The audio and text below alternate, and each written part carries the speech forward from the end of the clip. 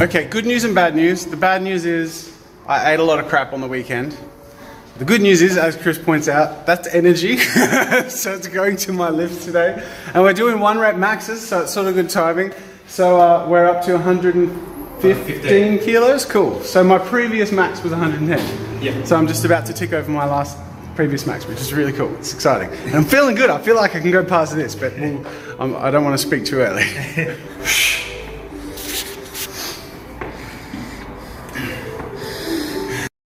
My memory card ran out of storage just before it filmed the lift, but that's okay because the good news is I lifted it and it was fine, and we're going to jump straight up to 125 because feeling good. Alright, man. Keep it back, lats.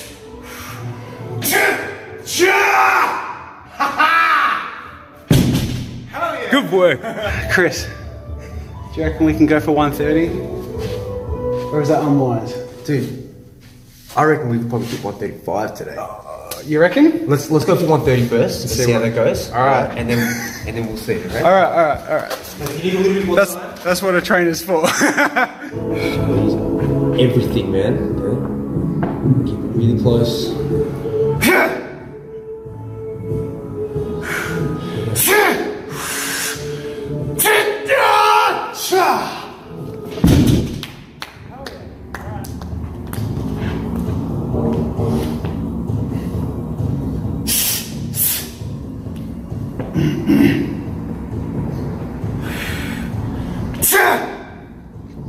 Squeeze it, drive.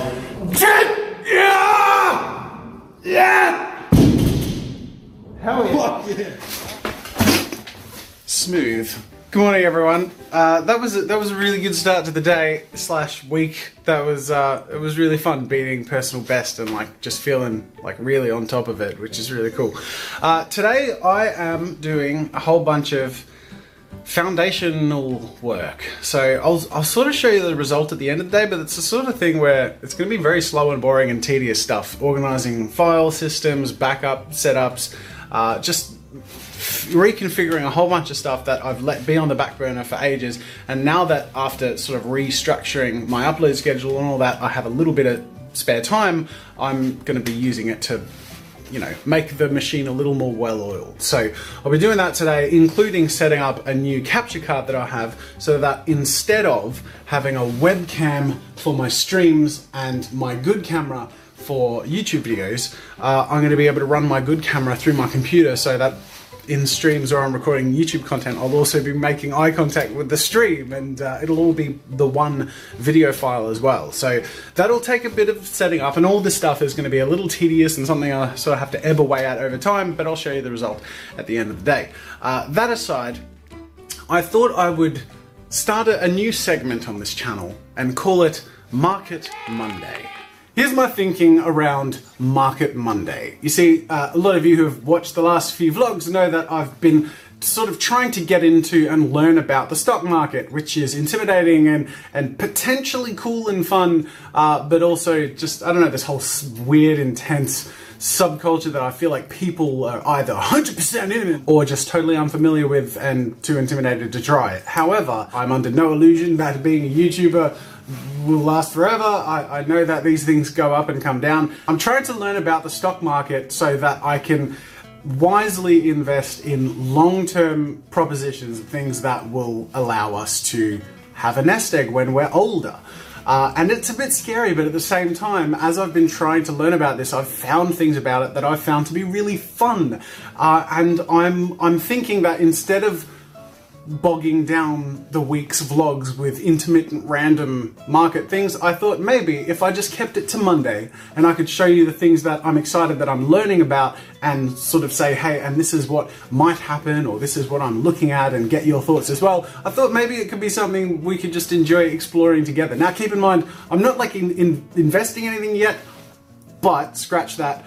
One of my birthday presents from Kate was Tesla stock, which I've been really excited about. Now, Tesla stock's expensive, so we don't have much Tesla stock. We only have a couple, but that means I'm officially in the stock market. I'm a trader. Yeah. It's not going to be the nest egg because we don't have much, but do you know what? It's actually like a really clever idea in the sense that now that my foot's in, I have something to keep my eye on and keep me learning, which is really cool because as I watch the Tesla charts, because I'm a huge fan of Tesla and that's more of a passion thing than anything, I will then be present in the stock market and looking around at everything else that's happening and hopefully just learning about how it works. Now, I'm going to be honest, I've had a pretty quiet weekend after my birthday, and it's been nice because there has been some time to just sort of watch a lot of YouTube videos and research a whole bunch of different apps and different like strategies for stock market investing and stuff just to try and understand it more. And I've discovered that, and anyone who's actually an investor or trader or whatever, just know that I'm a total noob. So I'm not speaking of anything with any authority. But the fact that pattern recognition and finding like, what's the word, like graphing charts, charting graphs, one of those, is a big part of trading is really fascinating to me because I previously thought it was all like so numbers based, but it's way more visually oriented in a lot of aspects than I ever expected. So I've been learning a lot about the different mechanisms you can use to sort of predict where the market's going to go next and where there's going to be a big movement or a small movement. These are called Bollinger Bands. So you have the high band and the low band, and these are bands that you can add to your chart, and you can see that when the stock's going up, it's riding on the top band, and when they're going down, it hits the bottom band, and often, before it bounces back up to a high, it'll cross the lower band, especially when there's a high momentum. So when it crosses that lower band, you'll often see it go back up, and then when it crosses the top band, you'll see that it might be peaking. Now this is, not always the case, but these are just indicators that I just find so fascinating. The other thing that is also very interesting is you can use things like triangulation to see the direction that a trajectory is going and try and predict then when what's called a breakout will be. So because we have the tops of these candlesticks and the bottom of these what's called candlesticks coming together to a point here, the theory is that a lot of people follow is that the momentum sort of builds up inside here, and then you have what's called a breakout, and it's either going to break out up or down, but with momentum. And because we're riding on the bottom of the Bollinger Bands here, and we have the triangles facing down, often that means, I believe, or as I've been educated to believe, that the breakout is nearly always up when the both angles of the triangle are facing down. So I just find that really interesting. This is the Dow Jones Industrial. I've actually just gone through a bunch of different stocks I have no particular interest in. It's probably better that if I don't have interest in it, just to try and see if I can, predict where it's going. And they haven't gone in these directions yet because I did this over the weekend. But I guess part of Market Monday, it could be really fun to just sort of, show you my predictions as to what might happen or the trajectory something will take in the week. And then we can sort of come back each week and sort of see where it's gone. Also, the width of the Bollinger Bands is another thing. The wider they are, the more momentum or volume that the market has, and the thinner, the less it has. So that's all very interesting. Again, this is all noob stuff. I'm just like, anyone who knows what they're doing will probably look at what I'm doing and laugh. But I guess this is how I enjoy learning. So my prediction here with the US dollar is that it's going to hit this resistance point. That's another thing that I've sort of learned about, is you have these sort of peaks where sometimes without certain elements of the market making any changes to it, there are points of resistance where it's going to struggle to pass it, and we're going to hit a similar point of resistance soon with the US dollar. Again, at the moment I'm flailing around a bit, but I'm having a lot of fun, and I think that's really what matters. So yeah, these are my guesses, and I'm probably going to be incredibly wrong, but this is fun. And I feel like I'm learning, so let's just see what happens. That aside, this is where I'm at with Tesla, so I guess the other thing we could use Market Monday for is to see our cute little stock that we actually have, see where it's going to go. So this is my projection. I project that it's going to go down before it goes up. Actually, I've got two sort of mapping charts that I'm using. One is a histogram chart where I've got, the history of Tesla and all this stuff mapped out. You can't really see it in this view unless I zoom out. There you go. So I've got a whole bunch of different points in the history of Tesla throughout here.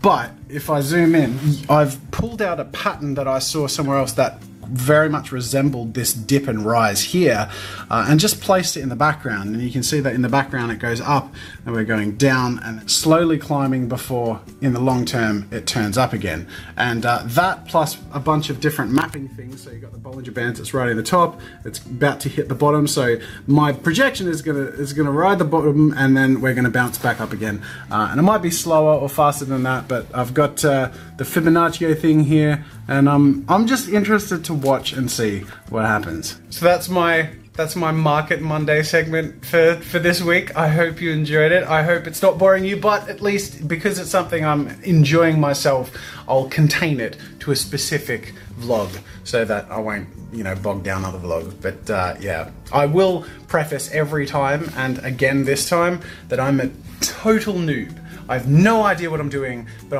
I have fun learning by getting my hands dirty. That's how I learned art, that's how I learned programs like Photoshop and Premiere and all this stuff. I learned them by doing things, fiddling and playing and seeing how things react and learning over time. And so this is how I'm intending to learn the stock market, because this is how I enjoy learning. So I'm looking forward to seeing hopefully some development in my understanding of how it all works, and learning from you guys. Give me some input, give me some suggestions of things to look at, or interesting ideas, or ways you think it might react. All right, anyways, I've said my piece. That's Market Monday for now. Thank you for joining Market Monday. I've got to get to work and sort out a whole bunch of that foundational stuff, and this is going to take me the whole day, so we'll come back at the end of the day and show you how it went. See you later. Ah, my God. Okay, it's the end of the day, and I'd like to show you a whole bunch of stuff that I've done, but it's all so like under the hood. There's not much really I can show. I will show you a couple of things that I've done with the video stuff, but otherwise I've really just done a lot of like foundational shifting, and I've actually totally transformed the way my files are structured and the way my videos record and are backed up. So now every time I record any video, it's going to be automatically backed up onto the backup hard drive. So I'll always have a backup that's always going to be updating no matter what I do the files, which is awesome. Plus, everything is running on a super fast main hard drive now, where previously it was all running off of mechanical drives. So it's going to be way faster to edit, copy, transfer, all that stuff, and way more reliable. So that's just, you know, that's basically a description of what my day has been about. But the cool thing I've done today, which you will notice a difference for, which you'll see in a stream I'm going to do impromptuly tomorrow, if all turns out well. I'll mention what that's about at the end of this vlog, is I've changed it so that now I should be recording with my DSLR as my webcam in streams instead of my webcam. Let me show you what that looks like. Load it up. There we go. There we have it. Okay, so there's the DSLR, and there's my face. Now, I do have on a layer underneath, I guess in case of emergencies, the webcam. So you can see as I switch between them, it's sort of hard to see when it's in the corner, but in the full cam view, you should be able to see a bit of a difference. So this is the DSLR, and normally when I make my YouTube videos, I record with the DSLR and have this like cropped and put in post. But there's huge file sizes and it's long transfers, plus it's double the size that it needs to be when all the PIP views end up looking like this anyway. The webcam looks a little bit like this, so you can see that there is quite a jump in quality, especially if I get close to the camera and the autofocus kicks in. You can see a nice depth of field, where on the webcam it's a bit flickery and not that nice. Yay! Another thing that I've done up that I want to show you guys is I've just done a few test recordings. One was to find the sync. So this is what the audio syncs normally like. See how delayed that is? Let me just do that again. So you guys who watch the stream will be used to that. It's really delayed, and I've set up an audio offset. So now, how good is that? So my streams will sound and look like that. They'll be in sync and just look so much nicer. Oh my God, I'm so excited. That's my serious face. By the way, speaking of which, the other thing I've done is I just let my camera record in the background while I did a whole bunch of other work, just because I needed to see if there was any frame drops or any lag or what the file size would be. So in the end, it's turned out to be 10 gigs for about 1 hour, which given what I'm used to, is actually really small. 1 hour of just recording on the DSLR would be like 40 or 50 gigs, and that's not including when I have like a top-down view or something. So I left this recording for ages, and in case you're wondering what I look like when I'm not vlogging or streaming, it's pretty much like this. This is my serious working face. Look at this serious guy. Looks like I'm entering the Matrix. What am I doing? I have like a really serious face when people aren't watching. This goes on for the whole hour. That's my face. God, I'm so serious. It's just the whole time. Man, cheer up, dude. Cheer up. You look like you're trying to like solve the equations of the universe. The other thing I forgot to mention in showing all the video stuff that I've done is now I'm also going to be recording all of my stuff in QHD. So not 4K, but above 1080p, so that when I do the crop zooms, the quality won't be lost that much on the DSLR. And I can do that now because I'm running it all off of super fast hard drive. So today's just been like a real making everything just run better and smoother and safer and nicer. So we can put it all to the test tomorrow because I'm going to be streaming with ABC Radio. Someone's coming here to do like an interview session thing for like an hour, and I thought you guys might enjoy watching the interview, and then in the downtime between songs or at certain points maybe just taking a couple of questions or just interacting with you guys. It'll be pretty low key as far as community interaction goes, but I thought it could be something that might be interesting for you to see. So why not join in? I'll put the link in the description. It'll be going live pretty much around when this video goes out. So just, yeah, go check that out. Otherwise, quick question of the day I'll take from Paige Neal, who says, are you coming to Supernova this weekend? Unfortunately, I am... Wait, that question was from last week. No, I didn't go to Supernova. Sorry. Anyways, thanks for watching, guys. Hopefully I'll see you tomorrow in the stream. Otherwise, I'll just see you guys around. Bye.